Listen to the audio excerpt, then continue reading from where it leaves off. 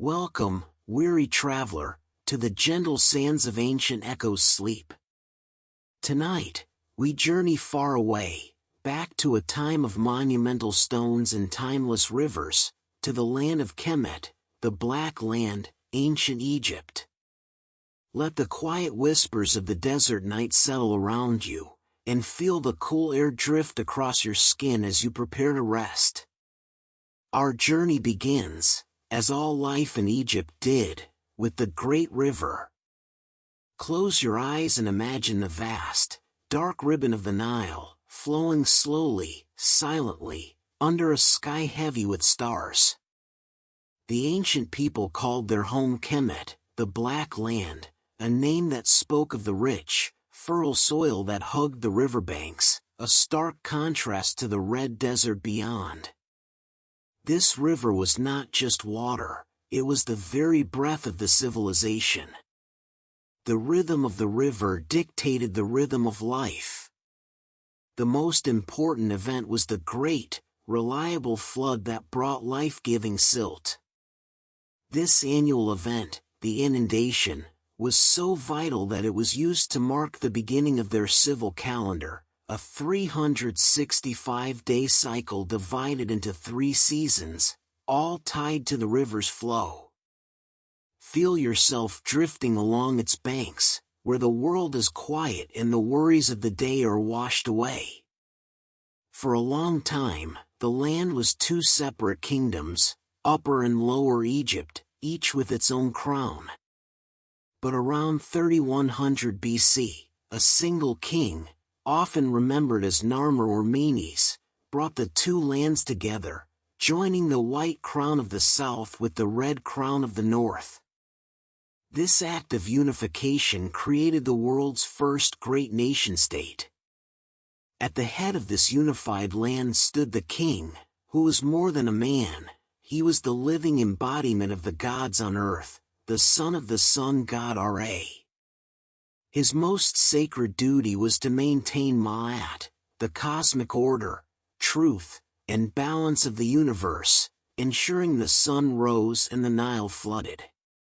The seat of this divine power was often referred to as the Great House, or Pharaohs, the word from which we get Pharaoh. It is a gentle irony that this title, which we use so often, was not commonly used to refer to the king himself until much later, during the New Kingdom period, around 1200 BC. Imagine this ruler, robed in fine linen, his gaze fixed on the horizon.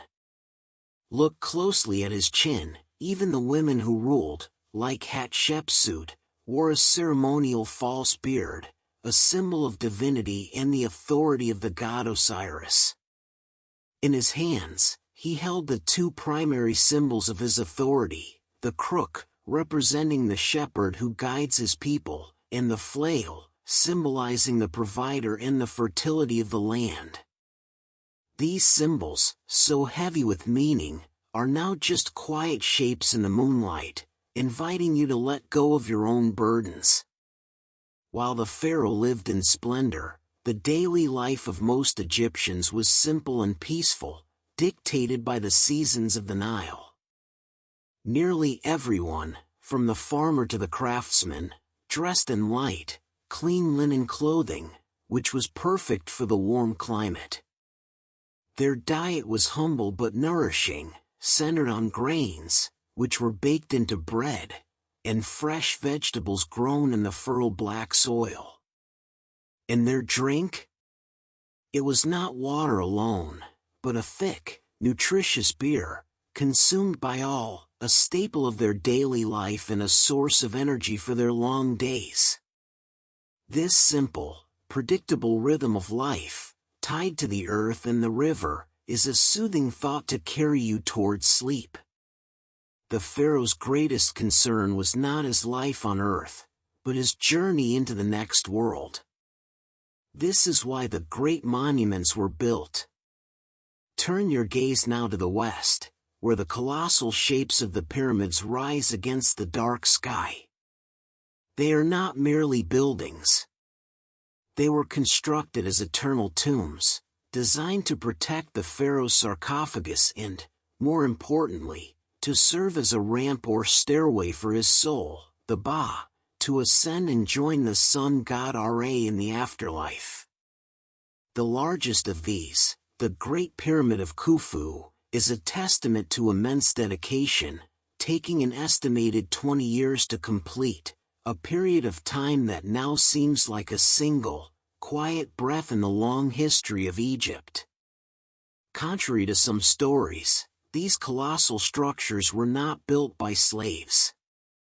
They were the work of tens of thousands of skilled laborers and craftsmen, who were paid, housed, and fed.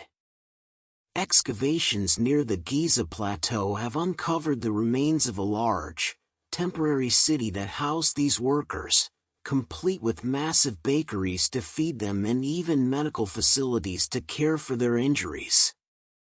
Building the eternal home of the king was a national project, a form of religious duty and a source of great pride, undertaken during the season when the Nile's floodwaters covered the fields. The concept of the afterlife was so central that preparation for death was a major part of life. The Egyptians believed that the spirit had several parts, including the Ba, the soul that could travel, and the Ka, the life force that remained in the tomb. To ensure the deceased could enjoy eternal rest without the burden of labor, they had a magical solution. Small figurines called Shabti dolls were placed in the tomb, inscribed with a spell that would magically bring them to life to perform any manual labor required of the deceased, ensuring the pharaoh could enjoy an undisturbed, eternal sleep.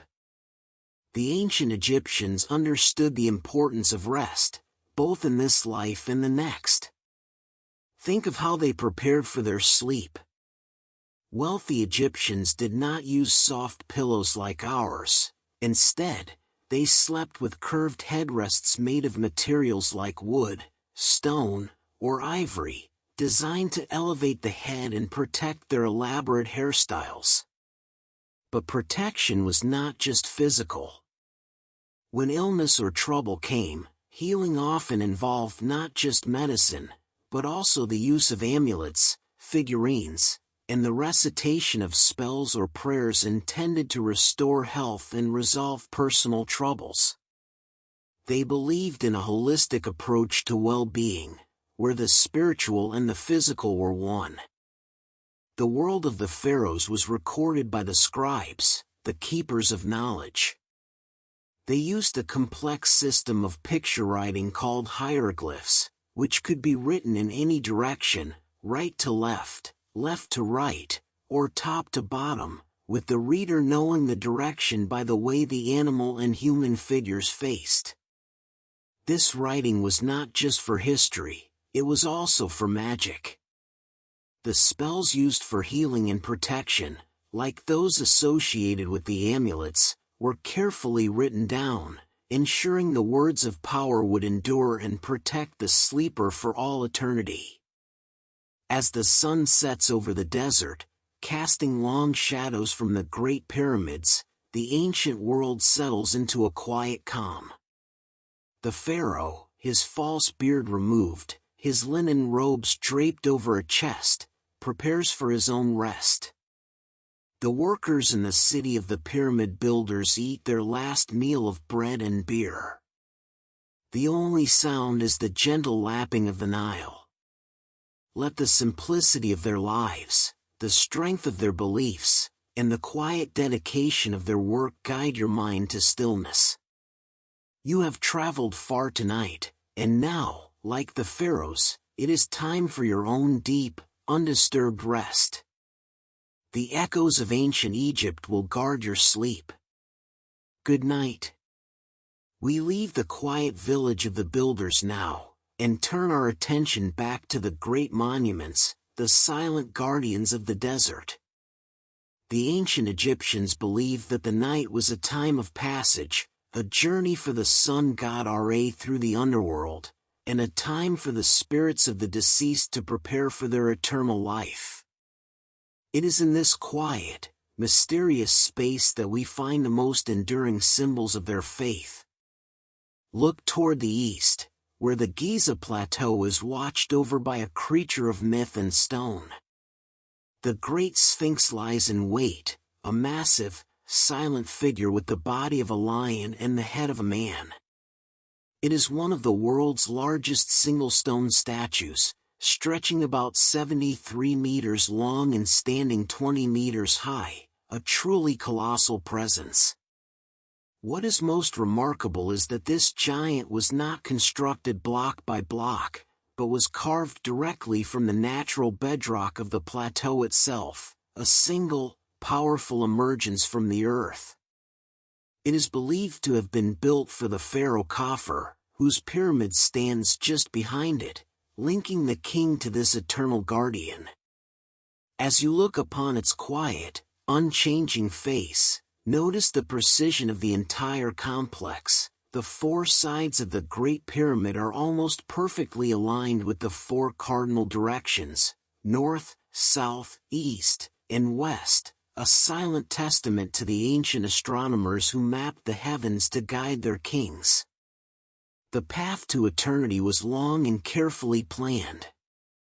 The most sacred ritual was the preparation of the body, a process known as mummification. This was not a quick task. The entire ritual, from purification to final wrapping, took approximately 70 days to complete, a long, quiet period of ritual and prayer. The ultimate goal was to remove all moisture from the body, leaving only a dried form that would not decay, ensuring the spirit had a permanent home to return to. To achieve this, the body was carefully packed with a naturally occurring salt called natron, which slowly and gently drew out the water. During this quiet, solemn process, the internal organs were removed and placed in special canopic jars, but one organ was almost always left inside, the heart. The Egyptians believed the heart was the seat of the soul and intelligence, and it was needed for the final judgment in the afterlife. Even the brain, which they did not consider important, was removed in a delicate process through the nose with a long, thin hook. In the quiet homes along the Nile, the ancient Egyptians shared their lives with special companions. The cat held a unique and sacred place in their world. Initially, they were valued for their practical skills, especially their ability to kill the rodents that threatened the grain stores and the venomous snakes that posed a danger to the household. Over time, this respect deepened, and the cat became a symbol of divinity and protection, associated with the goddess Batet. So revered were these animals that harming a cat, even accidentally, could result in severe punishment. This deep respect extended into the afterlife, where millions of cats were mummified and buried in special cemeteries, ensuring their protection continued into eternity. The pharaoh's legacy was meant to last forever.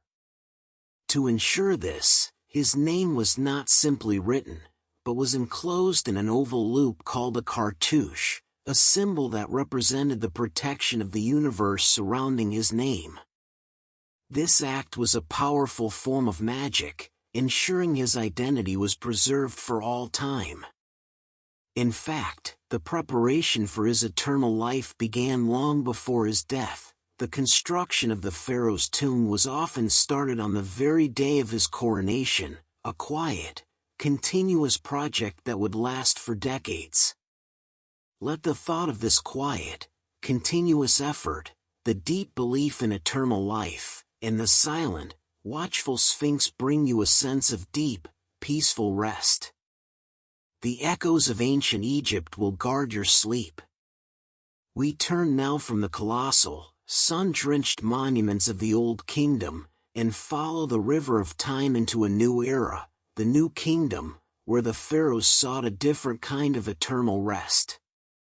The Great Pyramids, though magnificent, had become too visible, too tempting for those who sought the treasures within. the rulers of this new age decided to hide their final resting places. This quiet shift led us to a desolate, sun-baked gorge on the west bank of the Nile, a place known today as the Valley of the Kings. Imagine standing in this valley, surrounded by towering cliffs, where the entrances to the royal tombs are carved deep into the rock face. This valley became the royal burial ground for the pharaohs of the New Kingdom, a period spanning from approximately 1550 to 1070 BCE. The shift from building massive pyramids to these hidden, underground complexes was a direct response to the increasing problem of tomb raiding, a quiet acknowledgement that even the greatest stone structure could not deter the greedy. The valley itself is a place of quiet contrast, divided into two main sections: the busy East Valley, where most of the great kings lie, and the quieter West Valley, sometimes called the Valley of the Monkeys, which holds far fewer secrets. It is here, in the East Valley, that we find the resting place of the most famous of all the pharaohs, a young king who came to the throne when he was barely a child. He was nicknamed the Boy King because he began his reign when he was only 9 years old, a small figure carrying the weight of a vast empire. This young king's tomb, though small, held a secret that would astonish the modern world. It was the most intact royal tomb ever found, offering an unparalleled, shimmering glimpse into the wealth and spiritual beliefs of the royal court. The treasures within were dominated by the glow of gold. In ancient Egypt, gold, which they called nebu, was more than just a metal, it was a cornerstone of their spiritual world, symbolizing divine power, eternity, and the very flesh of the gods. They believed that the gods had skin of gold, and thus, the pharaohs were buried in it to ensure their own divinity in the afterlife. Much of this precious metal was not found in Egypt itself, but was sourced from the rich mines in Nubia, their southern neighbor, a quiet, continuous flow of wealth that fueled the empire's splendor. While the king controlled the vast majority of this gold, it is a soothing thought that Egyptians of less than royal status also owned gold jewelry, a small piece of eternity for themselves. The jewelry they wore was not merely for decoration.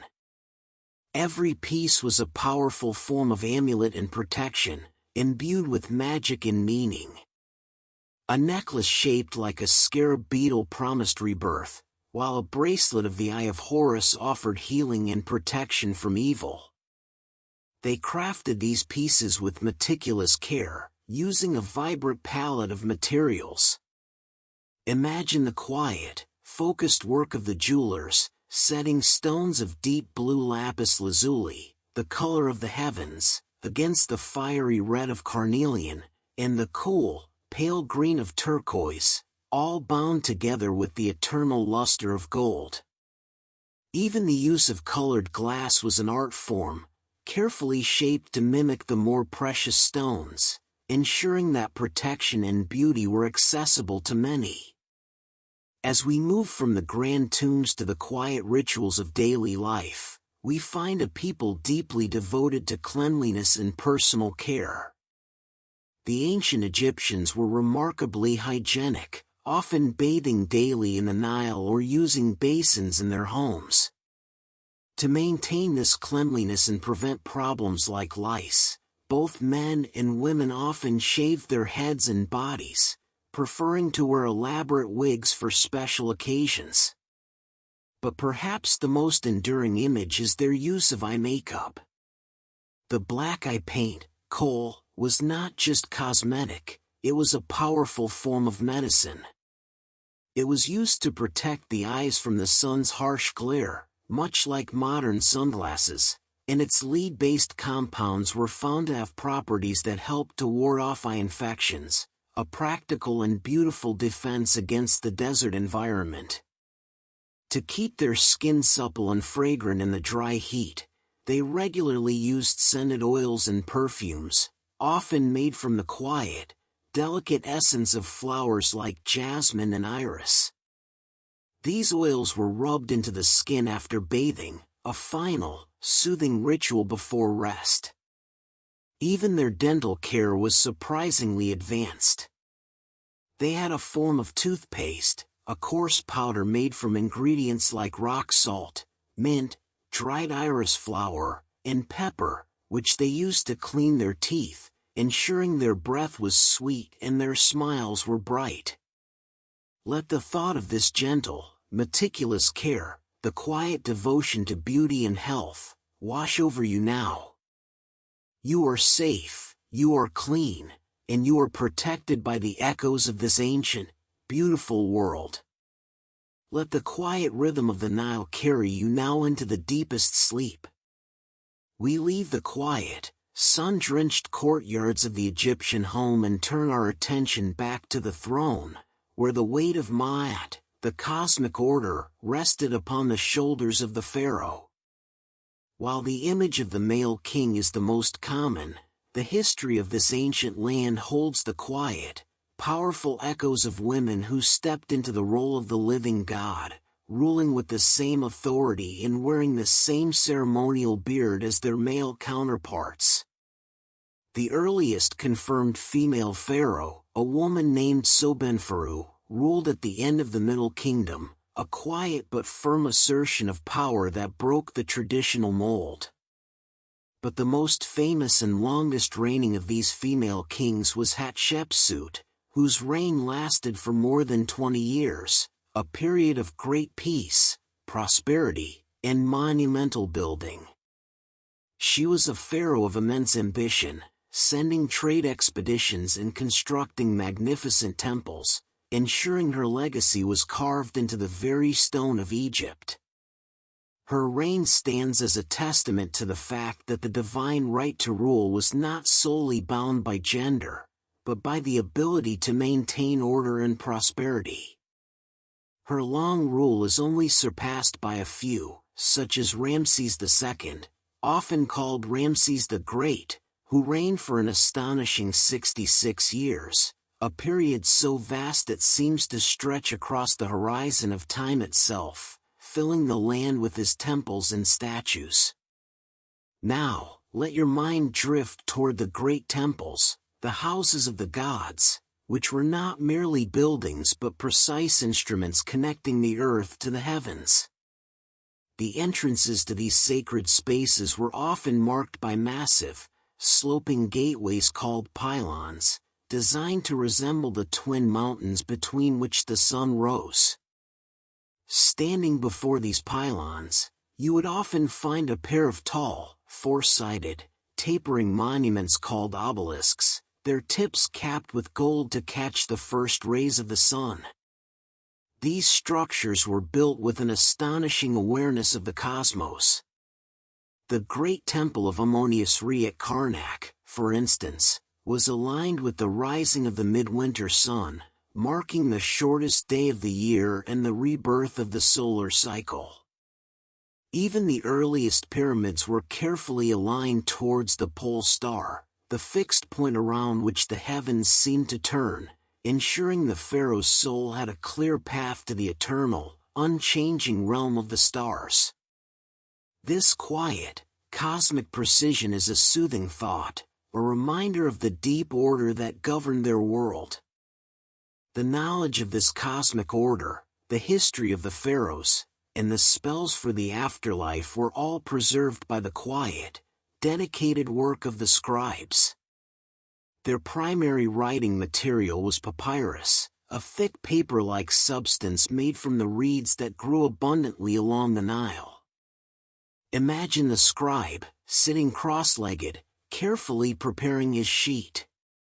He would use two main colors of ink, black ink, made from soot, for the main body of the text, and red ink, made from ochre, reserved for headings, emphasis, and marking the beginning of new sections. This meticulous record-keeping was vital, and only once, under the pharaoh Akhenaten, was this order briefly disrupted. He attempted to shift the entire religion to the worship of a single deity, the sun disk Aten, a radical, quiet revolution that was quickly reversed after his death, restoring the old gods and the ancient ways of writing. The scribes also preserved the vast medical knowledge of the Egyptians. Their understanding of the human body and healing was surprisingly advanced, a quiet blend of the practical and the spiritual. Early Egyptian medicine often combined practical remedies with magic and religious spells, believing that many illnesses were caused by angry gods or evil spirits. However, their practical knowledge was profound. The Ebers Papyrus, dating back to around 1550 BCE, is one of the oldest and most comprehensive medical documents known, containing over 700 prescriptions for various ailments, from dental problems to tumors.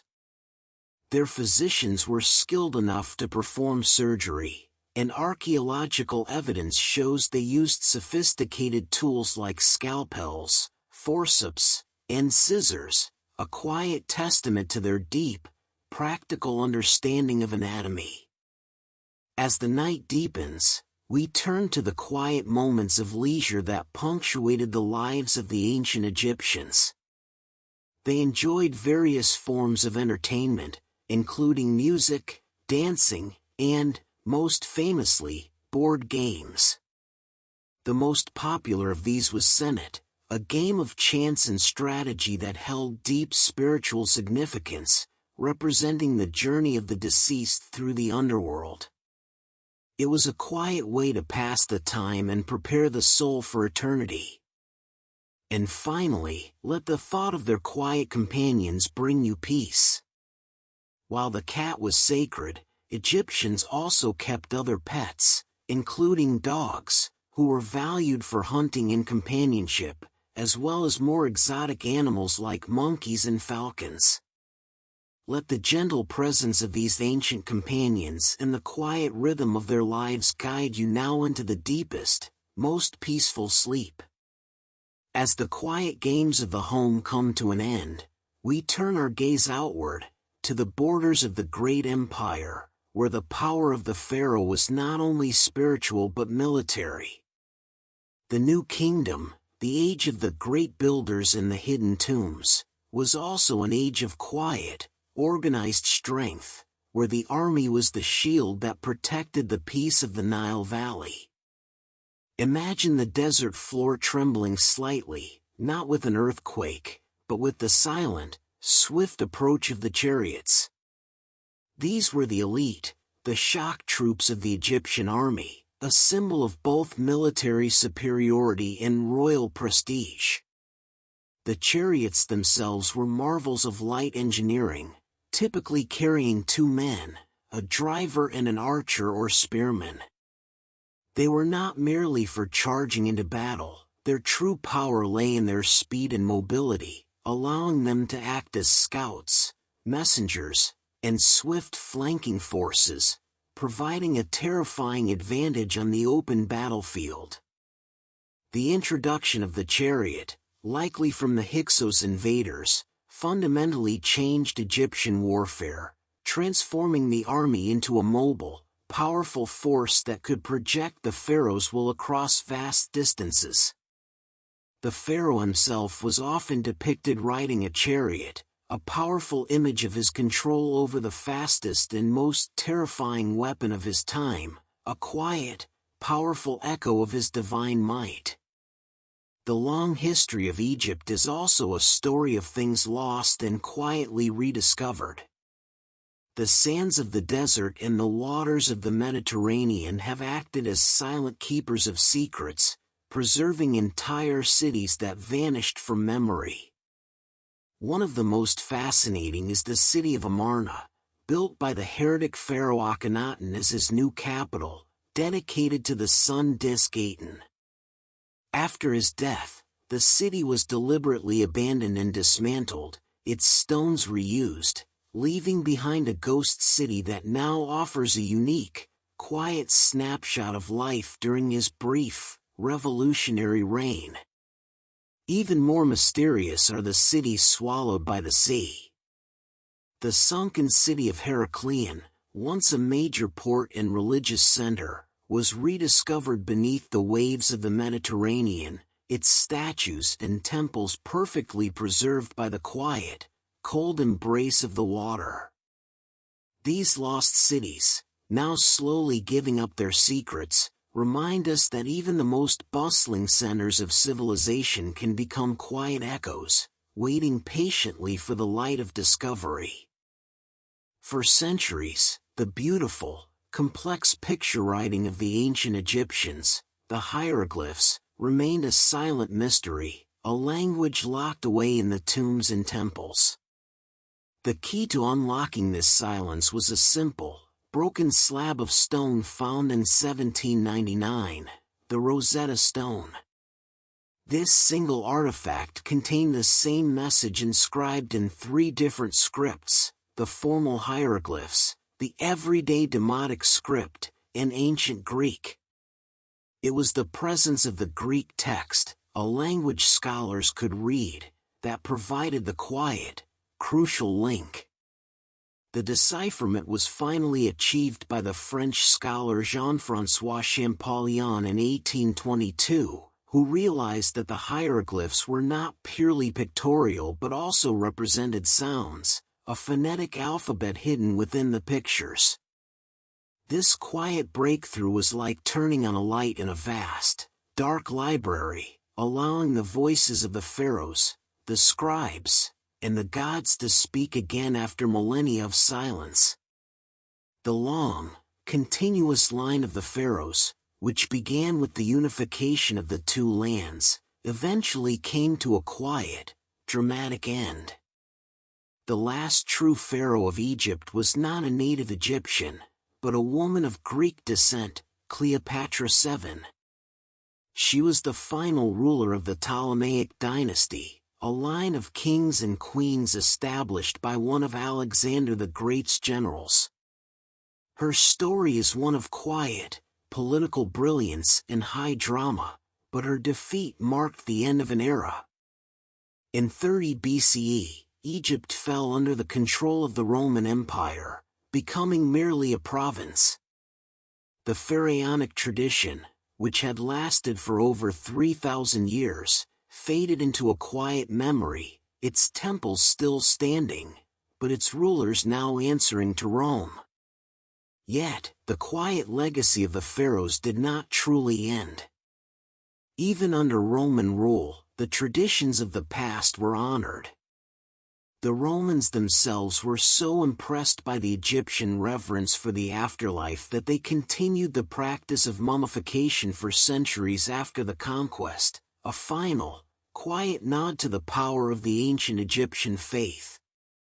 The Great Pyramids, the silent Sphinx, the hidden tombs, and the unlocked language all remain, a testament to a civilization that believed in eternity and built its world to last forever. Let the thought of this deep, enduring peace settle over you now. You have traveled through a vast stretch of time, and now, you too can rest in the quiet certainty of the ancient echoes. As we drift further into the quiet echoes of this ancient land, let us turn our thoughts from the pharaohs and the pyramids to the very foundation of their civilization, the earth and the water. The life of every Egyptian, from the lowliest farmer to the highest priest, was utterly dependent on the predictable, generous flow of the Nile. This river, which they called Happy, was the source of all wealth and stability, and their ingenuity in managing its gifts is a quiet marvel of engineering. The annual flood, the inundation, was essential, but to truly harness its power, the Egyptians developed a sophisticated system of basin irrigation, a network of canals and earthen walls that allowed them to trap the floodwaters in large fields, letting the rich, dark silt settle before the water was slowly released back to the river. This careful, rhythmic control of the water ensured that the fertile land could be cultivated, transforming the narrow river valley into the breadbasket of the ancient world. The stability provided by this agricultural system allowed for the development of a complex, hierarchical society, often visualized as a pyramid. At the very top, of course, was the divine pharaoh, followed by the vizier, the priests, and the scribes, who managed the immense bureaucracy of the state. Below them were the craftsmen, the soldiers, and finally, the vast majority of the population, the farmers and laborers. This structure was designed for efficiency and stability, ensuring that every person had a defined role in maintaining Ma'at. Yet, despite this strict hierarchy, there is a soothing thought in the legal system of ancient Egypt. The law viewed men and women, including people from all social classes, as essentially equal under the law. Women could own property, enter into contracts, and even initiate divorce, a quiet testament to a surprisingly progressive view of human rights in the ancient world. The scribes, who occupied a privileged position just below the nobility, were the gatekeepers of knowledge, and their education was a rigorous, quiet pursuit. Boys, and sometimes girls, from wealthy families would attend scribal schools, where they would spend years learning the complex system of hieroglyphs and the art of administration. The curriculum was demanding, focusing heavily on copying texts, practicing arithmetic, and learning the moral codes of the land. The ultimate goal of this education was to instill a deep respect for the written word and the wisdom of the past, ensuring the continuity of the civilization. This quiet dedication to learning was not limited to the elite. Even the lowliest peasant, though illiterate, understood the importance of the scribe's work in recording the harvest and ensuring the proper rituals were performed. The scribe's tools were simple but effective: a wooden palette with cakes of black and red ink, a water pot, and a bundle of reed brushes, a quiet, meditative setup for a lifetime of work. The ancient Egyptians lived in a world saturated with the presence of the divine, a quiet, comforting crowd of gods and goddesses who governed every aspect of their lives. They worshipped a vast pantheon of over 2,000 deities, each with their own specific domain, from the great sun god Ra to the humble household gods who protected the family. The gods were often depicted with animal heads: Horus the falcon, Anubis the jackal, Thoth the ibis, a reflection of the Egyptians' deep respect for the natural world and their belief that the divine essence could manifest in these powerful creatures.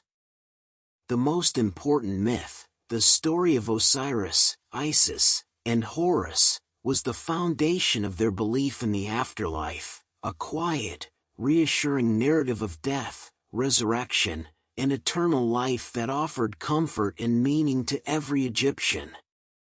As we approach the end of this long journey through the night, we are left with the quiet, enduring mysteries that still cling to the sands of Egypt. One of the most persistent is the question of the Pyramid Ion, the capstone that once sat atop the Great Pyramid of Giza. It is missing, and its exact appearance remains a mystery, though it was likely covered in electrum, a gold-silver alloy, to reflect the sun's light. Another quiet puzzle is the bent pyramid of Sneferu, the father of Khufu, which was built with two distinct angles, a sudden change in slope that suggests a structural crisis during construction, a quiet moment of ancient engineering doubt. Even the most famous queen, Cleopatra, is surrounded by mystery. Her tomb has never been found, a final, quiet secret she took with her. Let the thought of these unsolved puzzles, these quiet questions that still echo across the millennia, bring a sense of wonder and peace. The ancient Egyptians believed that the world was a place of deep, beautiful order, and that even in the quiet of the night, the gods were watching over them. You have traveled far tonight, and now, with the quiet certainty of the Nile's flow and the protection of the ancient echoes, you can rest. As we settle into the final moments of our journey, let us return to the most iconic of all Egyptian structures, the Great Pyramid of Giza, and imagine it not as the rough, stepped monument we see today, but as it appeared on the day it was completed, a vision of blinding, smooth perfection. The pyramid was originally covered in a mantle of highly polished, brilliant white limestone casing stones, which were cut with such precision that they fit together almost seamlessly. This outer layer would have reflected the sun's light with an intense, almost blinding glare, making the entire structure appear to glow like a beacon of the sun god Ra. It is a soothing thought to imagine this monument, not as a ruin, but as a finished work, a perfect, shining triangle rising from the desert, a quiet, powerful symbol of the Pharaoh's connection to the heavens. The sheer scale of the work involved in building this eternal home is a testament to the quiet, organized labor of the ancient Egyptians. The Great Pyramid alone is estimated to contain around 2.3 million blocks of stone, each weighing an average of 2.5 tons.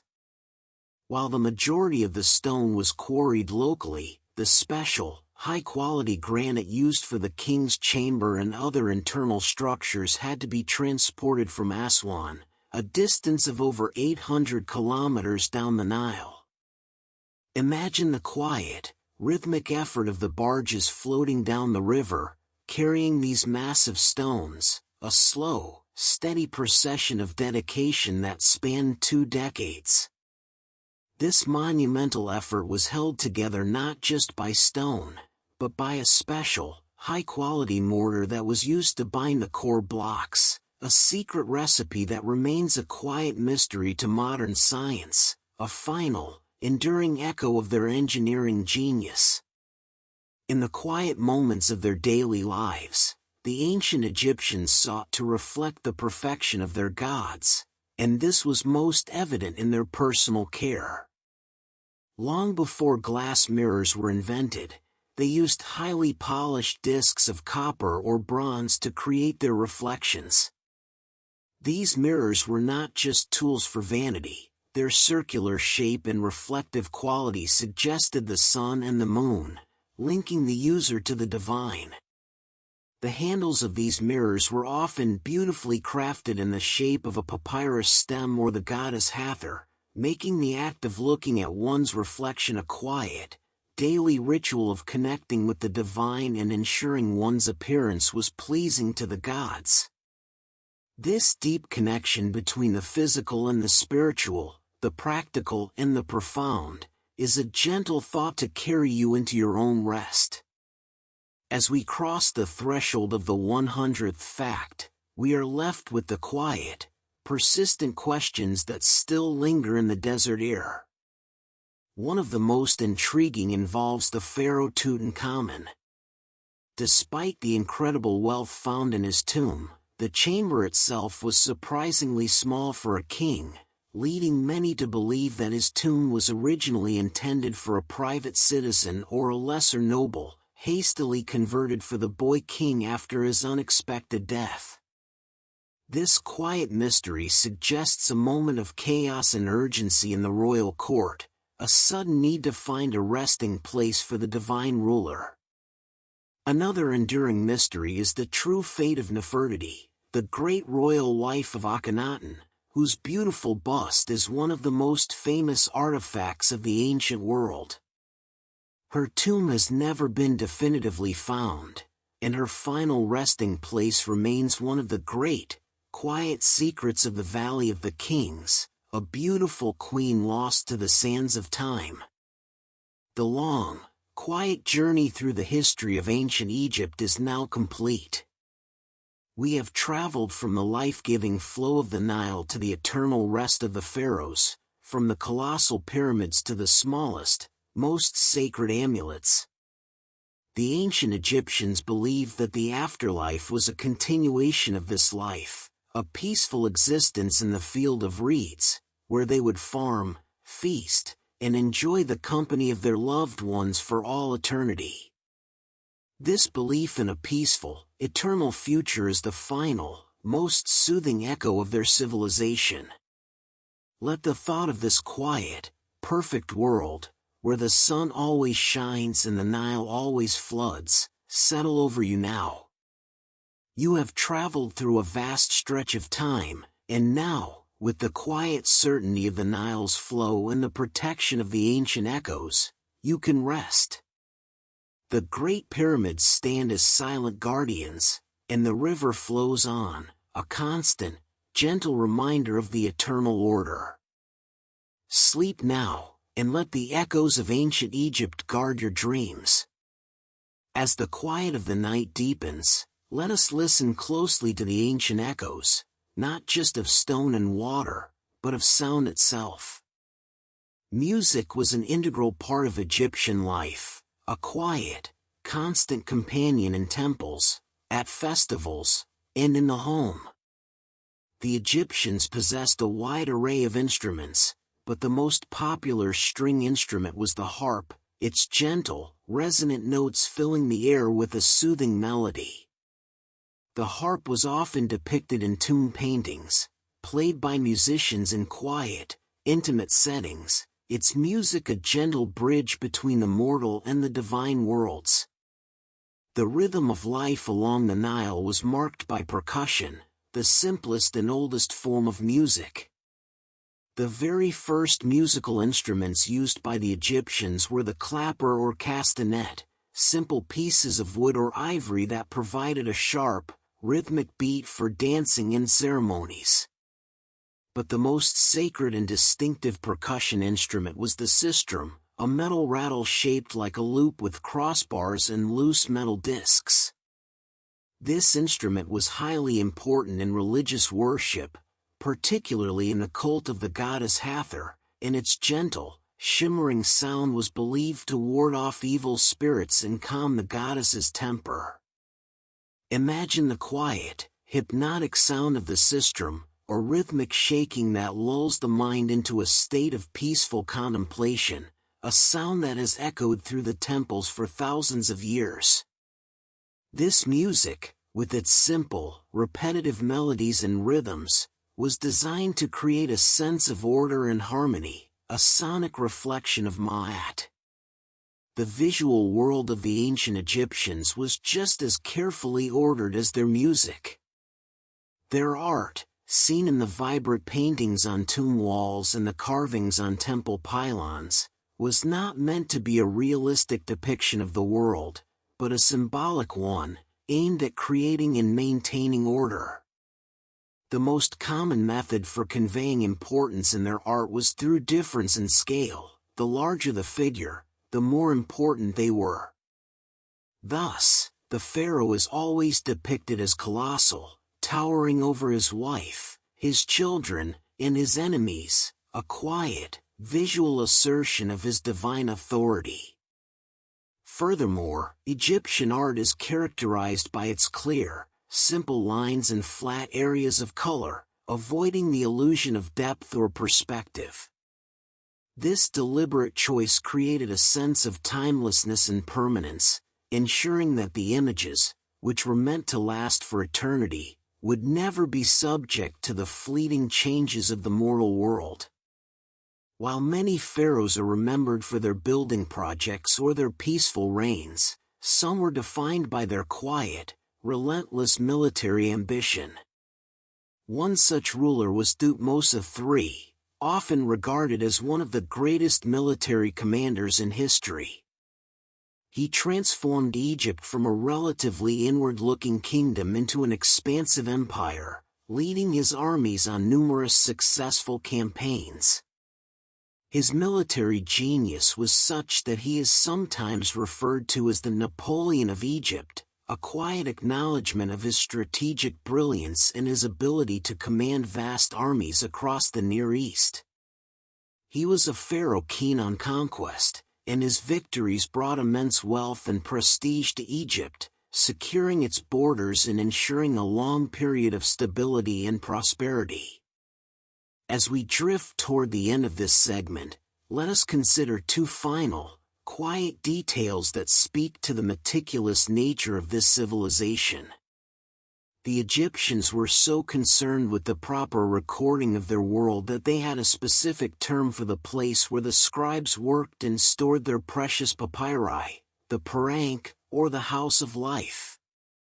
This was not just a library or a scriptorium, it was a center of learning, a place where sacred texts were copied, medical knowledge was studied, and the wisdom of the past was preserved, a quiet, intellectual heart of the empire.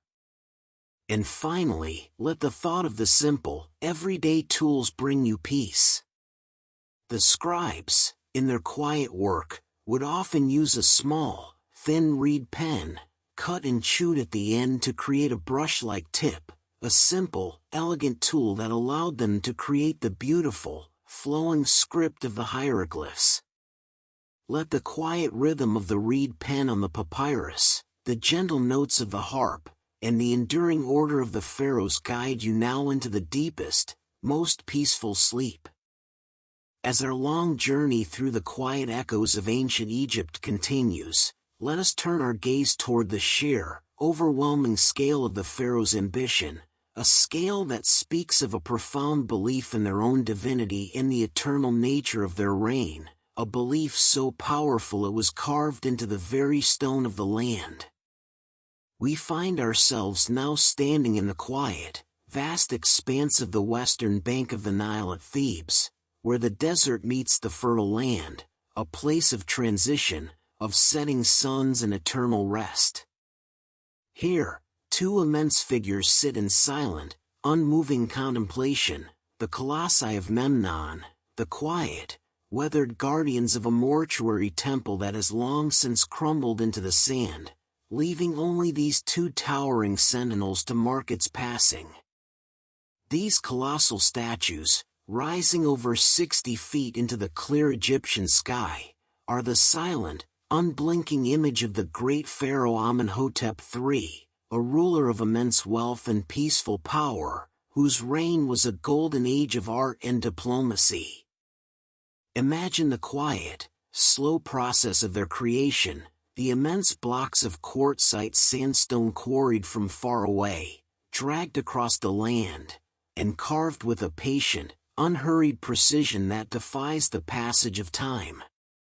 They sit, hands resting on their thighs, their faces, though damaged by millennia of wind, sand, and the occasional earthquake, still conveying a sense of serene, unshakable authority, their gaze fixed eastward toward the rising sun, a perpetual act of worship and a quiet, daily renewal of their connection to the sun god Ra. These two figures are not merely statues, they are a physical manifestation of the pharaoh's eternal Ka, his life force, a quiet, powerful echo of his presence that has outlasted his temple, his city, and the very memory of the people who built them. They are a reminder that the pharaoh's power was meant to be seen, to be felt, to be an overwhelming, quiet presence in the landscape, ensuring that even the most distant traveler would know they were entering the domain of a living God. The sheer size of these figures, their silent, enduring vigil, is a soothing thought, a reminder of the deep, unhurried rhythm of eternity that governed the Egyptian world, a rhythm that invites your own mind to slow down and find its own quiet, unshakable center. The stone itself, warmed by the sun, seems to hold the memory of the pharaoh's reign, a quiet, deep warmth that radiates outward into the cool desert air, a silent testament to the fact that in ancient Egypt, the colossal was merely the appropriate scale for the divine. The pharaoh's desire for eternal, colossal representation extended beyond the single figure, reaching a quiet, monumental peak in the form of the dyad, a statue depicting two figures.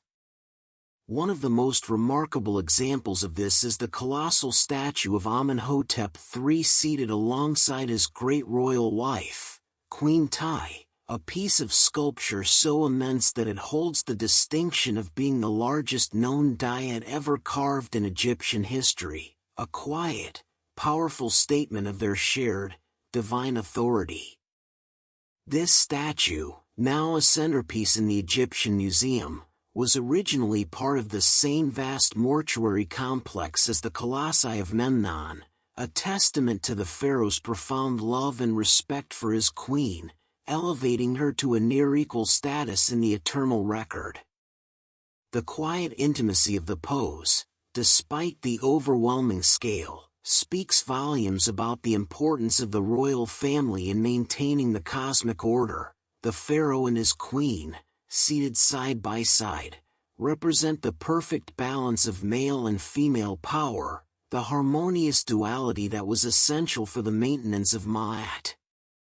Imagine the quiet, meticulous planning that went into carving this single, massive block of stone, the artists working for years to capture the distinctive, serene features of both the pharaoh and the queen, ensuring that their faces, their elaborate headdresses, and their powerful, seated forms would endure for all time.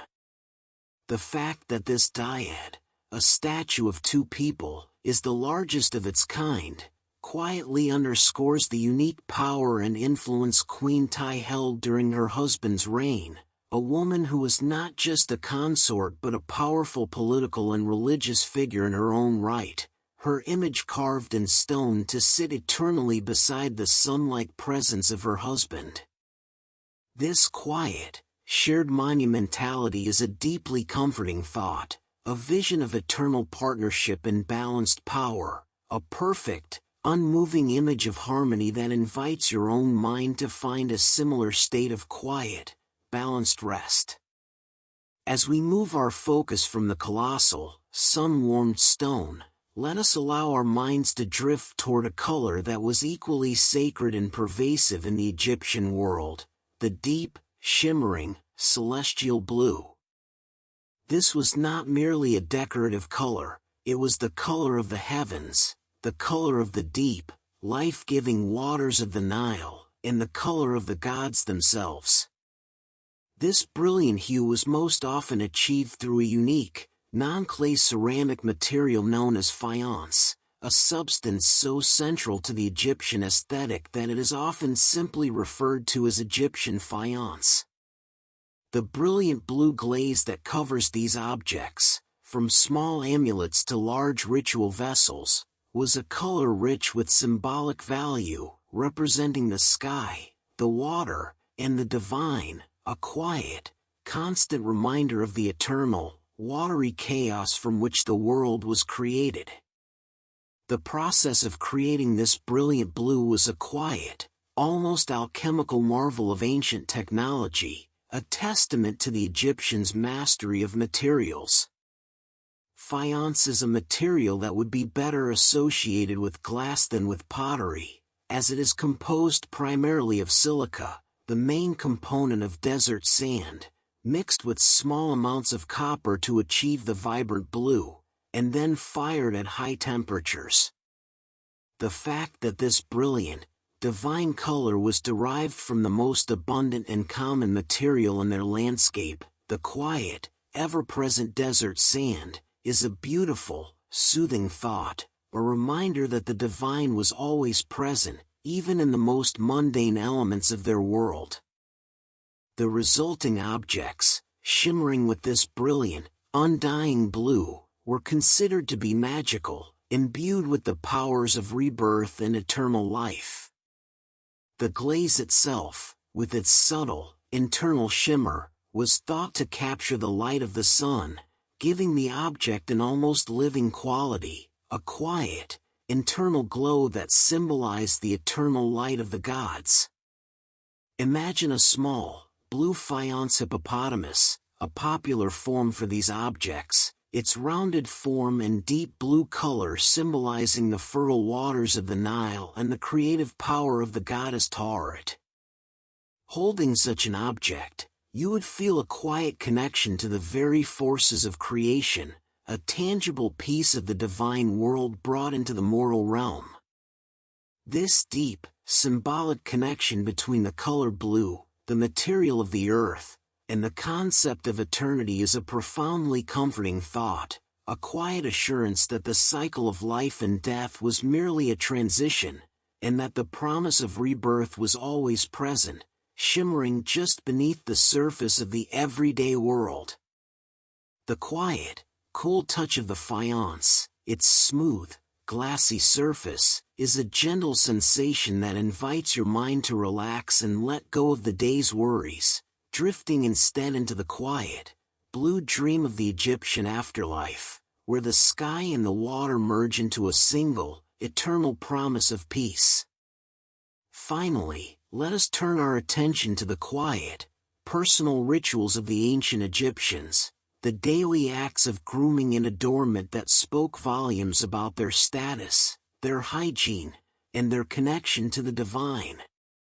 One of the most distinctive and ubiquitous elements of their personal appearance was the wig. In the hot, dry climate of Egypt, maintaining natural hair was a challenge, and the risk of lice and other infestations was constant. To combat this, both men and women of the elite classes would often shave their heads completely, a quiet, practical act of hygiene that was also a mark of cleanliness and purity. Over their smooth, shaven scalps, they would wear elaborate wigs, which were not merely a fashion statement but a necessity for comfort and a powerful status marker. Imagine the quiet, cool sensation of the shaven head, protected from the harsh sun by a thick, carefully styled wig, a simple, elegant solution to the challenges of their environment.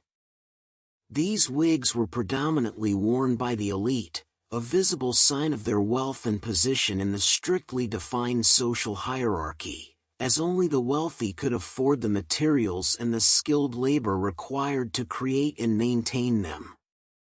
The wigs themselves were often masterpieces of craftsmanship, made from a variety of materials, including human hair, sometimes mixed with vegetable fibers or wool, and meticulously braided, curled, and styled into complex, geometric forms that would remain perfectly in place for days.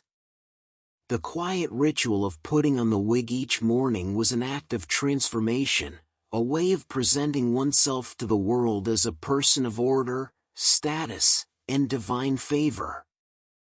The wig protected the scalp from the sun, ensured a level of hygiene, and provided a canvas for the latest fashions, a quiet, elegant blend of the practical and the symbolic. This attention to detail, this quiet dedication to personal order and presentation, is a final, soothing thought, a reminder that even in the smallest details of their daily lives, the ancient Egyptians sought to reflect the perfection and harmony of the cosmos.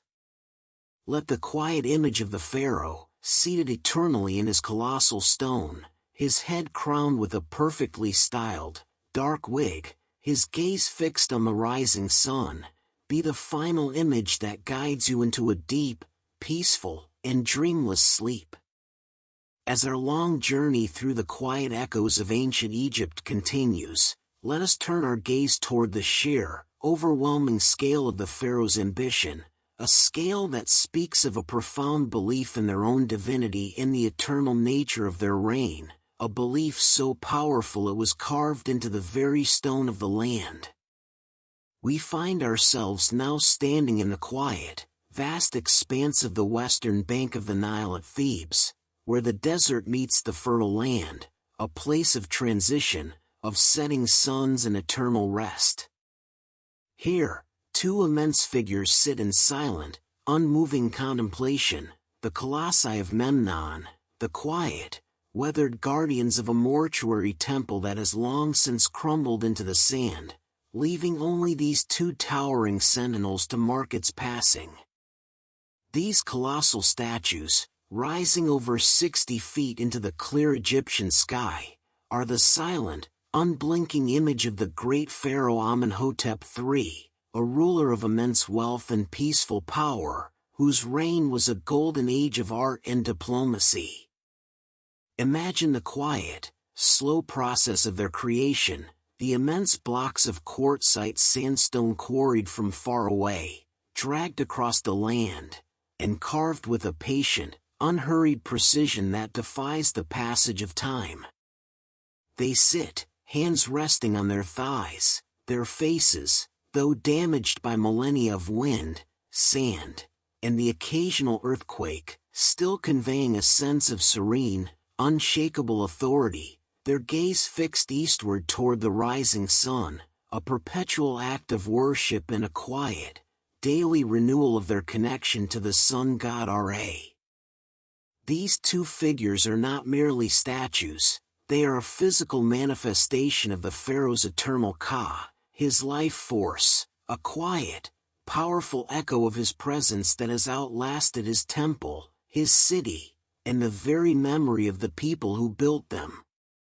They are a reminder that the pharaoh's power was meant to be seen, to be felt, to be an overwhelming, quiet presence in the landscape, ensuring that even the most distant traveler would know they were entering the domain of a living God. The sheer size of these figures, their silent, enduring vigil, is a soothing thought, a reminder of the deep, unhurried rhythm of eternity that governed the Egyptian world, a rhythm that invites your own mind to slow down and find its own quiet, unshakable center. The stone itself, warmed by the sun, seems to hold the memory of the pharaoh's reign, a quiet, deep warmth that radiates outward into the cool desert air, a silent testament to the fact that in ancient Egypt, the colossal was merely the appropriate scale for the divine. The pharaoh's desire for eternal, colossal representation extended beyond the single figure, reaching a quiet, monumental peak in the form of the dyad, a statue depicting two figures. One of the most remarkable examples of this is the colossal statue of Amenhotep III seated alongside his great royal wife, Queen Tai, a piece of sculpture so immense that it holds the distinction of being the largest known dyad ever carved in Egyptian history, a quiet, powerful statement of their shared, divine authority. This statue, now a centerpiece in the Egyptian Museum, was originally part of the same vast mortuary complex as the Colossi of Memnon, a testament to the pharaoh's profound love and respect for his queen, elevating her to a near-equal status in the eternal record. The quiet intimacy of the pose, despite the overwhelming scale, speaks volumes about the importance of the royal family in maintaining the cosmic order. The pharaoh and his queen, seated side by side, represent the perfect balance of male and female power, the harmonious duality that was essential for the maintenance of Ma'at. Imagine the quiet, meticulous planning that went into carving this single, massive block of stone, the artists working for years to capture the distinctive, serene features of both the pharaoh and the queen, ensuring that their faces, their elaborate headdresses, and their powerful, seated forms would endure for all time. The fact that this dyad, a statue of two people, is the largest of its kind, quietly underscores the unique power and influence Queen Tai held during her husband's reign, a woman who was not just a consort but a powerful political and religious figure in her own right, her image carved in stone to sit eternally beside the sun-like presence of her husband. This quiet, shared monumentality is a deeply comforting thought, a vision of eternal partnership and balanced power, a perfect, unmoving image of harmony that invites your own mind to find a similar state of quiet, balanced rest. As we move our focus from the colossal, sun-warmed stone, let us allow our minds to drift toward a color that was equally sacred and pervasive in the Egyptian world, the deep, shimmering, celestial blue. This was not merely a decorative color, it was the color of the heavens, the color of the deep, life-giving waters of the Nile, and the color of the gods themselves. This brilliant hue was most often achieved through a unique, non-clay ceramic material known as faience, a substance so central to the Egyptian aesthetic that it is often simply referred to as Egyptian faience. The brilliant blue glaze that covers these objects, from small amulets to large ritual vessels, was a color rich with symbolic value, representing the sky, the water, and the divine, a quiet, constant reminder of the eternal, watery chaos from which the world was created. The process of creating this brilliant blue was a quiet, almost alchemical marvel of ancient technology, a testament to the Egyptians' mastery of materials. Faience is a material that would be better associated with glass than with pottery, as it is composed primarily of silica, the main component of desert sand, mixed with small amounts of copper to achieve the vibrant blue, and then fired at high temperatures. The fact that this brilliant, divine color was derived from the most abundant and common material in their landscape, the quiet, ever-present desert sand, is a beautiful, soothing thought, a reminder that the divine was always present, even in the most mundane elements of their world. The resulting objects, shimmering with this brilliant, undying blue, were considered to be magical, imbued with the powers of rebirth and eternal life.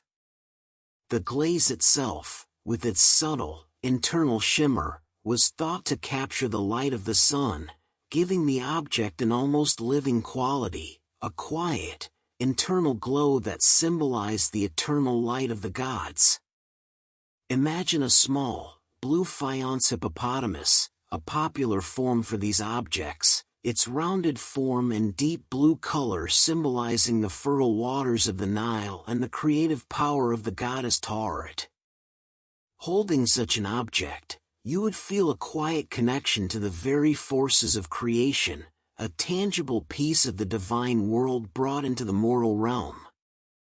This deep, symbolic connection between the color blue, the material of the earth, and the concept of eternity is a profoundly comforting thought, a quiet assurance that the cycle of life and death was merely a transition, and that the promise of rebirth was always present, shimmering just beneath the surface of the everyday world.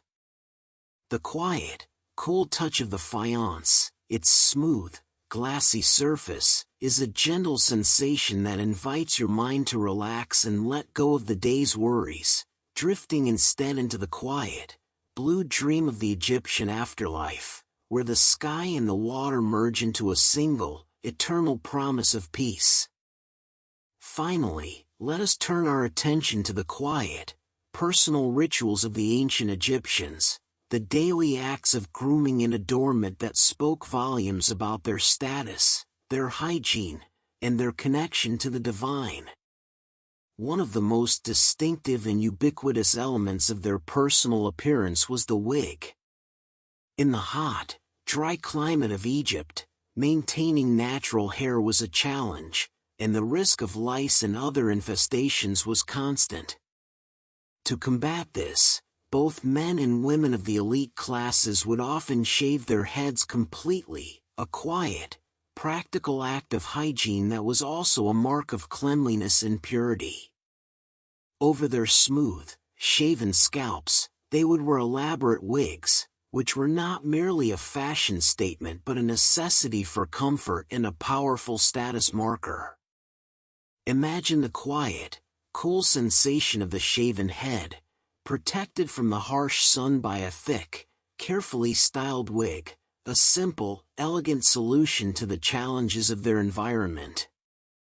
These wigs were predominantly worn by the elite, a visible sign of their wealth and position in the strictly defined social hierarchy, as only the wealthy could afford the materials and the skilled labor required to create and maintain them. The wigs themselves were often masterpieces of craftsmanship, made from a variety of materials, including human hair, sometimes mixed with vegetable fibers or wool, and meticulously braided, curled, and styled into complex, geometric forms that would remain perfectly in place for days. The quiet ritual of putting on the wig each morning was an act of transformation, a way of presenting oneself to the world as a person of order, status, and divine favor. The wig protected the scalp from the sun, ensured a level of hygiene, and provided a canvas for the latest fashions, a quiet, elegant blend of the practical and the symbolic.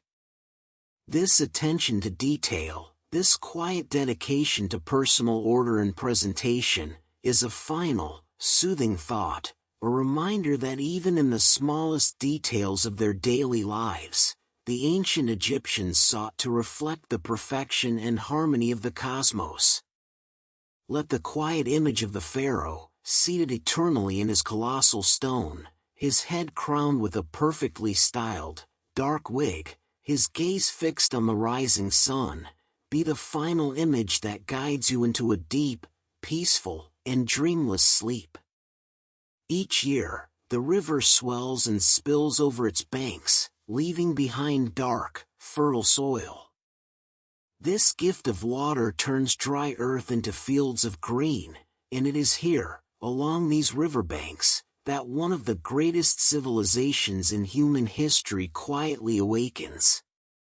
The people who live here come to believe that the river is not merely water, but a divine force, flowing according to sacred order, bringing balance to their world. Villages rise along the Nile's edge. Mud brick homes catch the morning light. Children play near the water, fishermen cast their nets, and farmers work fields that their ancestors tended thousands of years before them. Time moves differently here, not in years, but in cycles. Flood, harvest, rest. Flood, harvest, rest. The rhythm of life mirrors the rhythm of the universe. Above all things, the people believe in Ma'at, the principle of harmony, balance, and cosmic order. To live well is to live in alignment with Ma'at, and to disrupt it is to invite chaos. This belief shapes every aspect of Egyptian life, from farming and family to law, art, and kingship. At the center of this ordered world stands the pharaoh. He is not merely a king. He is the living bridge between gods and mortals, believed to be born divine and destined to rule both earth and sky. When he speaks, his words carry the authority of the gods themselves. When he acts, the universe listens. His duty is not conquest alone, but balance, ensuring that the sun rises, the Nile floods, and the world remains whole. The pharaoh's power is absolute, yet deeply symbolic. He wears crowns that represent the unification of Upper and Lower Egypt, lands once divided but now bound together under one ruler. His image appears everywhere, carved into temple walls, painted in tombs, and sculpted in stone, always larger than life, always serene, always timeless. The people believe that when a pharaoh dies, he does not truly leave. Instead, he transforms. His soul journeys beyond the horizon, joining the gods, where he helps guide the sun across the sky each day. For this journey, preparation is everything. Death, in Egypt, is not an end. It is a continuation.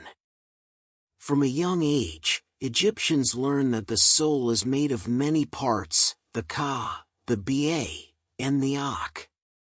Each must be preserved and reunited for eternal life to be possible. The body itself becomes sacred, a vessel that must remain intact so the soul can recognize it in the afterlife. And so, the art of mummification is born. Priests work carefully, reverently, removing organs and preserving them in vessels watched over by protective gods. The heart, however, is left inside the body, for it will one day be weighed against the feather of truth. Only those whose hearts are light, free from wrongdoing, may pass into eternity. Wrapped in layers of linen and whispered prayers, the dead are prepared not for silence, but for awakening. Tombs become houses for the afterlife, filled with everything a soul might need: food, furniture, clothing, games, and images of daily life frozen in time. Walls are painted with scenes of harvests, banquets, and journeys through sacred realms. Words are written not merely to decorate, but to protect, guide, and empower. These sacred words form one of humanity's earliest writing systems, hieroglyphs. Each symbol is alive with meaning. Some represent sounds, others ideas, others entire concepts. Birds, eyes, hands, and suns speak a language meant not only for the living, but for the gods themselves. Scribes train for years to master this art, becoming among the most respected members of society. Their knowledge preserves memory, law, and faith across generations. As centuries pass, Egypt grows richer, stronger, and more confident in its place within the cosmos. Monumental stone structures begin to rise along the desert's edge, structures not meant for the living, but for eternity. The pyramids. Long before they dominate the horizon, their creation begins with careful planning and celestial alignment. Builders study the stars, believing that the pharaoh's soul will ascend to the heavens and join the eternal constellations. The Great Pyramid is aligned with astonishing precision to the cardinal points, a reflection of the Egyptians' deep understanding of astronomy. Contrary to later myths, these structures are not built by slaves, but by skilled laborers, farmers during the Nile's flood season, artisans, engineers, and stonecutters who take pride in their work. Entire communities form around construction sites, complete with bakeries, medical care, and organized labor teams. Stone by stone, the pyramids rise, not through brute force alone, but through ingenuity, mathematics, and unwavering belief. Inside, narrow passages lead to chambers designed to protect the pharaoh's body and treasures from time and decay. Yet despite these efforts, many tombs will eventually be discovered and looted. Still, the pyramids endure, standing as silent guardians of a civilization that believed stone could defeat time.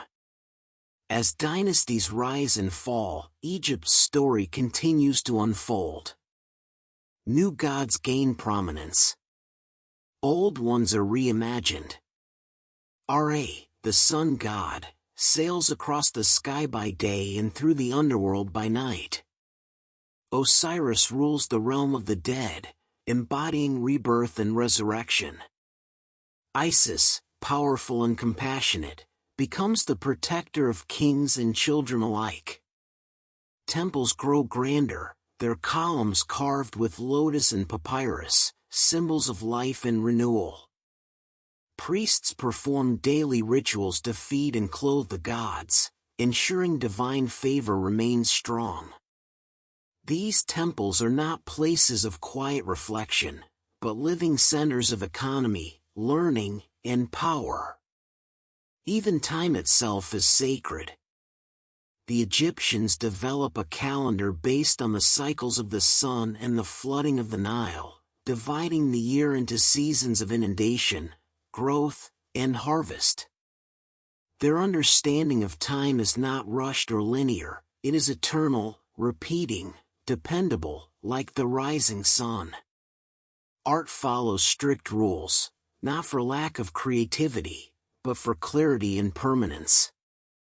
Figures are shown in idealized forms, with heads in profile, eyes forward, and shoulders squared, designed not to capture a moment, but an essence that will last forever. Through all of this, the ordinary people live lives filled with work, family, laughter, and faith. They marry, raise children, tell stories, and hope that by living in harmony with Ma'at, they too will one day walk among the fields of the afterlife, where the sun never sets and the Nile flows endlessly. As night falls over the desert, the stars emerge, unchanged, eternal, watching as they have for thousands of years. Somewhere beneath the sand, kings sleep in stone chambers, their names still whispered by the wind. And Egypt endures. Not as a memory, but as a presence etched into the land, the sky, and the story of humanity itself. As dawn returns to the Nile Valley, soft light glides across temple walls and painted reliefs. The land awakens not with urgency, but with patience. Life in Egypt has learned to move at the pace of the river, neither rushing nor resisting its flow. In the cool morning air, artisans return to their workshops. Stonecutters carve figures that seem frozen in time, yet alive with purpose. Goldsmiths shape delicate amulets, believing each form carries protective power. Farmers guide oxen through fields, planting grain that will one day become bread and beer, the staples of everyday life. These simple foods sustain not only the body, but the rhythm of civilization itself. Beer, thick and nourishing, is consumed by rich and poor alike. It is safer than water and deeply woven into ritual, labor, and celebration. Bread is baked in many shapes, offered to gods, shared among families, and placed in tombs for the journey beyond life. Education belongs primarily to those destined for service in temples or government. Young boys sit cross-legged in shaded courtyards, practicing writing on shards of pottery and smooth limestone flakes. Their teachers are strict, for writing is power. To record words is to make them permanent, and permanence is sacred in Egypt. Women move freely through society, owning property, running businesses, initiating divorce, and appearing in legal documents under their own names. Though roles differ, dignity is shared, and the household remains a place of balance between masculine and feminine forces. As generations pass, the line of pharaohs stretches onward, each ruler striving to uphold divine order. Some reign quietly, others leave deep marks upon history. One such ruler dares to challenge tradition itself. A pharaoh rises who turns away from the many gods and instead elevates the sun disk, Aten, above all others. Temples close, old names are erased, and the capital is moved to a new city built in the desert. Art changes too, becoming softer, more intimate, showing the royal family in moments of affection and humanity. Yet Egypt resists imbalance. After this ruler's death, the old gods return, their temples reopened, their names restored. History presses forward, absorbing disruption and returning to harmony. From this turbulent time emerges a young king, scarcely more than a child, who ascends the throne. His reign is short and quiet, yet his burial will echo across millennia. Hidden deep within the Valley of the Kings, his tomb remains untouched for thousands of years, preserving golden treasures, chariots, and the serene mask that will one day become the most recognized face of ancient Egypt. The valley itself is chosen with intention, far from the fertile plains, carved into sacred cliffs shaped like a natural pyramid. Here, pharaohs are laid to rest in hidden chambers, their tombs tunneled deep into the earth to protect them from thieves and time. Protection, however, is never certain. Tomb robbers exist even in ancient times, tempting fate for gold and jewels. To deter them, curses are written, spells inscribed, and statues placed as guardians. Whether through belief or coincidence, fear alone becomes a powerful shield. Beyond kings and queens, animals hold deep spiritual meaning. Cats are cherished protectors of the home, associated with the goddess Batet. To harm one is a grave crime. Crocodiles are both feared and worshipped, embodying the dangerous power of the Nile. Ibises, falcons, bulls, and jackals each reflect aspects of the divine. Sacred animals are mummified with the same care as humans, offered in vast numbers at temples as acts of devotion. These offerings create underground catacombs filled with silent prayers wrapped in linen. Medicine flourishes alongside magic. Physicians diagnose illnesses through observation and experience, treating wounds with honey, herbs, and careful bandaging. Yet they also call upon spells and divine assistance, for health is seen as a balance between body, spirit, and unseen forces. Papyrus scrolls record remedies, surgeries, and even dental work.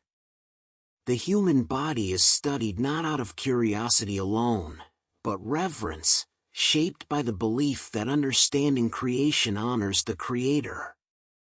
Trade routes extend far beyond Egypt's borders. Ships sail south to Nubia for gold and incense, east to the Levant for timber, and across the Mediterranean exchanging grain for silver and luxury goods. Egypt becomes not just a kingdom, but a crossroads of cultures. Foreign ideas flow inward, and Egyptian influence flows outward. Obelisks rise in distant lands. Egyptian gods are adopted, adapted, and worshipped beyond the Nile's reach. As centuries unfold, powerful queens step into the light. One rules as Pharaoh herself, wearing the false beard and crown of kings, ensuring stability during a fragile time. Another, centuries later, speaks many languages, commands fleets, and aligns herself with Rome in a final effort to preserve Egypt's independence. But time, patient and unstoppable, brings change. Foreign empires arrive, Persians, Greeks, and eventually Romans. Temples still stand, rituals continue, but the ancient world begins to fade. The old language is spoken less often. Hieroglyphs become ceremonial, then mysterious, then silent. The last temple closes its doors. The gods retreat into stone. Sand creeps slowly over statues and walls, preserving what it conceals. For centuries, Egypt sleeps beneath the desert. Yet even in silence, it waits. Because stories carved in stone do not disappear, they endure, ready to be rediscovered by those who listen closely enough. And as the stars turn overhead, the land of the Nile remains, holding its secrets, its wisdom, and its timeless calm, waiting for the next chapter to unfold. Night settles softly over the desert, and the heat of the day releases its grip. The land cools, and beneath a sky scattered with stars, Egypt listens. The heavens are not distant to the people of the Nile. They are a map, a guide, and a promise. The stars are believed to be the souls of the blessed, sailing alongside the gods in the eternal sky. Priests study their movements from temple rooftops, marking time not by minutes, but by rising constellations that signal sacred moments. Among these stars, certain patterns are watched most closely. When a bright star rises just before dawn, it announces the coming flood of the Nile. Its appearance tells farmers when to prepare the fields and priests when to begin ceremonies of renewal.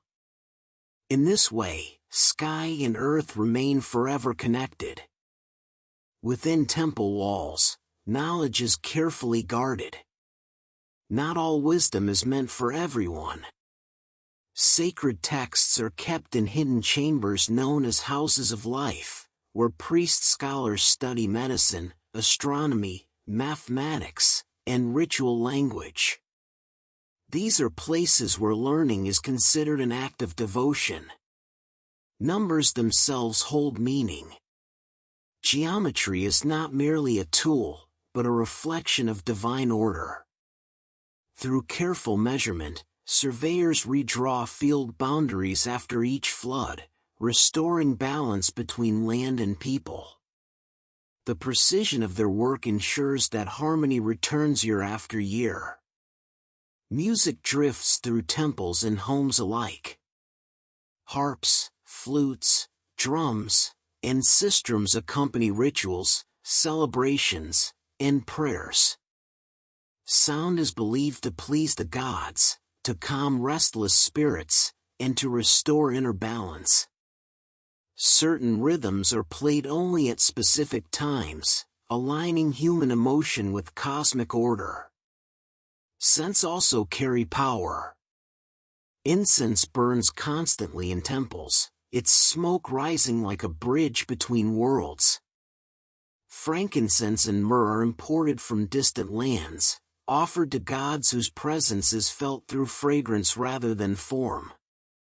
At the heart of belief lies the journey after death. When life ends, the soul travels through the underworld, facing trials, gates, and guardians. Spells are spoken, names are remembered, and passwords are recited. Without them, the path is lost. These sacred words are written on tomb walls, coffins, and papyrus scrolls, ensuring the dead are never alone. At the center of this journey waits judgment. The heart, seat of thought and memory, is weighed against the feather of truth. Nearby, a creature waits, part lion, part crocodile, part hippo, ready to consume those who fail. For the righteous, however, the gates open to a paradise of familiar joys, where loved ones wait and labor is light.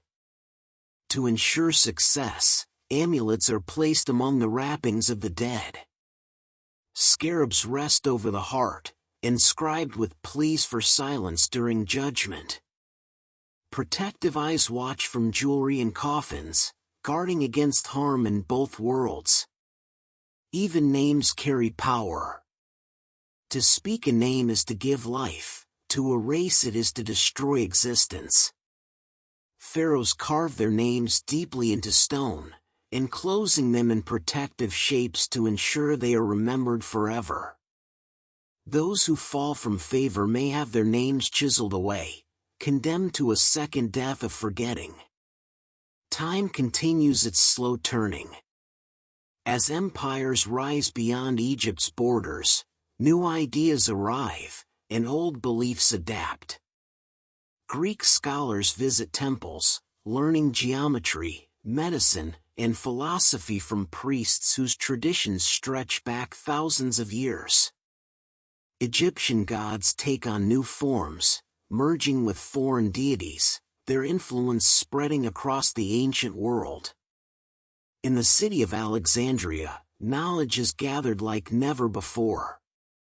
Scrolls from distant lands fill vast halls, collected in a library meant to contain all human understanding. Though much will be lost to time, the dream of preserving knowledge echoes Egypt's ancient desire for permanence. Yet beyond grand cities and royal monuments, life remains intimate and human.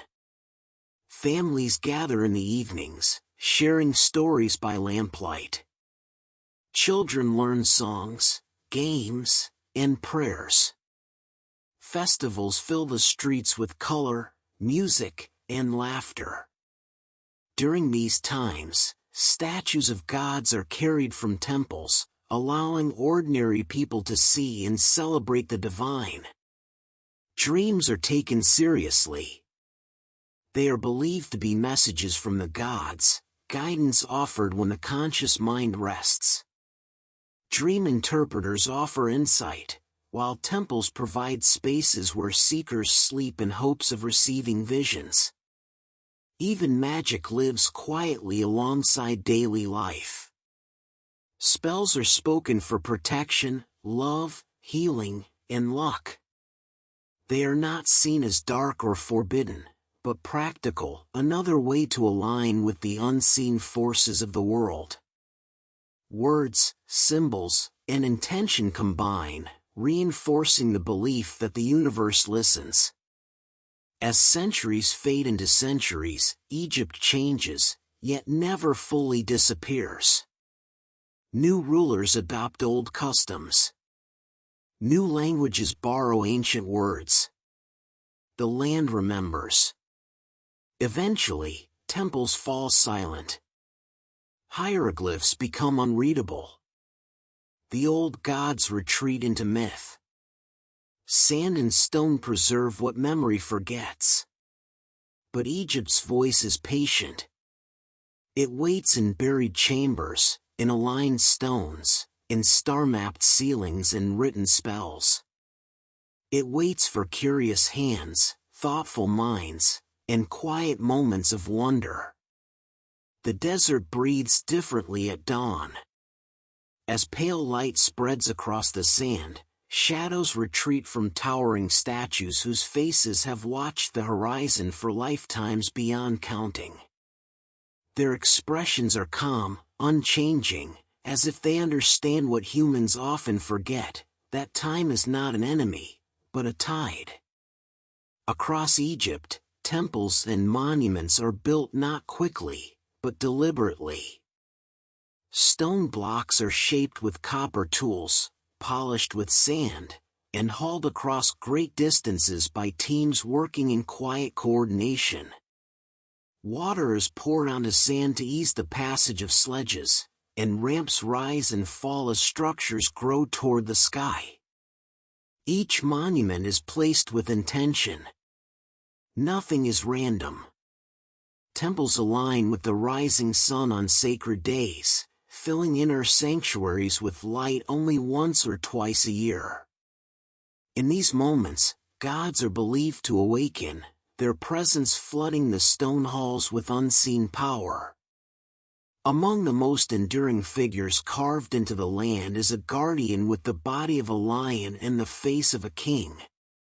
It stares east, watching the sunrise, its purpose debated even in its own time. Some say it protects sacred ground. Others believe it marks an age long past, already ancient when later pharaohs walk in its shadow. Water, always precious, is mastered through ingenuity. Wells are dug, canals carved, and lifting devices invented to raise river water into higher fields. The land responds with abundance, reinforcing the belief that knowledge, when used wisely, sustains harmony. Even cosmetics carry meaning. Coal lines eyes not only for beauty, but to protect against infection and the harsh glare of the sun. Scents, oils, and pigments are crafted with care, blending health, ritual, and identity into daily life. Clothing remains simple, shaped by heat and practicality. Linen garments ripple in the breeze, whitened by the sun. Jewelry, however, speaks volumes: gold for eternity, turquoise for joy, lapis lazuli for the heavens. Each color and stone carries intention. As the centuries deepen, burial practices evolve. Pyramids give way to hidden tombs. Coffins grow more elaborate, painted with texts and symbols meant to guide the soul. Even those without wealth strive to secure a resting place near sacred ground, hoping proximity might offer protection beyond death. Statues are created not merely as likenesses, but as vessels. If the body is damaged, the spirit may inhabit its stone double. For this reason, statues are treated with reverence, fed symbolically, and placed in chapels where offerings continue long after death. The power of priests grows alongside the temples they serve. They shave their bodies for purity, bathe multiple times a day, and follow strict ritual schedules. Knowledge passes through generations, memorized and preserved through repetition, devotion, and silence. Yet change arrives quietly. New languages are spoken in markets. Foreign soldiers patrol ancient streets. Coins replace barter. Laws shift. Still, rituals continue. Incense burns. Hymns echo. The old gods are honored alongside new ones, their identities slowly blending. In time, belief itself transforms. Temples are repurposed or abandoned. Stone is reused for new buildings. Reliefs are defaced, not out of malice, but forgetting. The sacred becomes ordinary. The extraordinary fades into habit, then into dust. Hieroglyphs, once vibrant with meaning, become decorative patterns. Their voices fall silent, waiting centuries for curious minds to listen again. The last priests close temple doors without knowing they are the final keepers of a language stretching back to the dawn of civilization. The desert moves in. Sand fills courtyards and corridors, burying statues up to their necks. Roofs collapse. Ceilings painted with stars fall into darkness. What is hidden is protected, sealed away from erosion, war, and time itself. Travelers pass through, marveling at ruins without understanding them. Legends grow.